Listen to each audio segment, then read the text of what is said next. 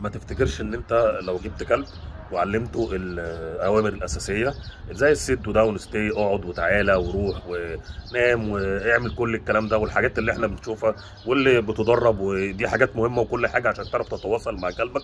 ما تفتكرش ان انت لما تعلمه الحاجات دي من غير ما تبدا تعلمه سلوكيات، ومن غير ما تبدا تعلمه ايه اللي مسموح وايه اللي مش مسموح وايه المساحه الشخصيه عامله ازاي والكلام ده كله، ان انت كلبك هيبقى خلاص كده احنا خرجنا في بر الامان. لا، هي الاوامر دي لوحدها مش هتعمل كده، لازم تعلمه حاجات تانية جنب الاوامر.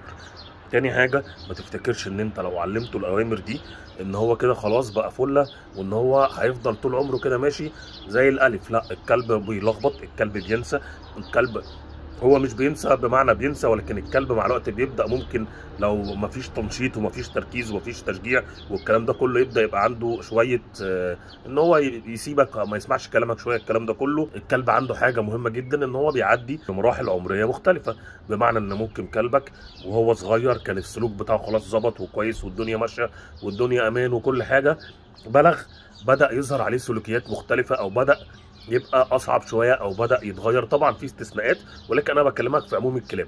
فلازم تبقى عارف ان ساعه السكشوال ماتيوريتي او اللي هو النضوج الجنسي كلبك ممكن يبدا يتغير، ممكن يبدا مش هقول لك يبقى شخص تاني او شخصيه تانيه، ولكن هيبدا يبقى عنده شويه حاجات محتاجه تتظبط ولازم تبقى عينك عليه. بعد فتره برضو لما يكبر اكبر شويه هتلاقي ان هو نضج وبقى عنده شخصيته. في كلاب كتير على عمر السنتين بعد كده قبل كده بشويه بتعدي بالكلام ده، هتلاقي حاجه غريبه جدا، هتلاقي ان شخصيته بدات تبقى عنده حاجات مختلفه شويه، هتلاقيه ان هو بدا ممكن يسمع حاجات معينه ما يسمعش حاجات معينه، بدا بيحاول ان هو ياخد اعلى مكاسب الكلام ده كله. فانت لازم تبقى فاهم ان انت لما بتجيب كلب تمام وبتدربه وهو صغير، الاوامر الاساسيه مش هي بس اللي هتخلي كلبك زي الفل، لا، انت متابعتك ليه على مدار عمره تمام ده بيفرق جدا.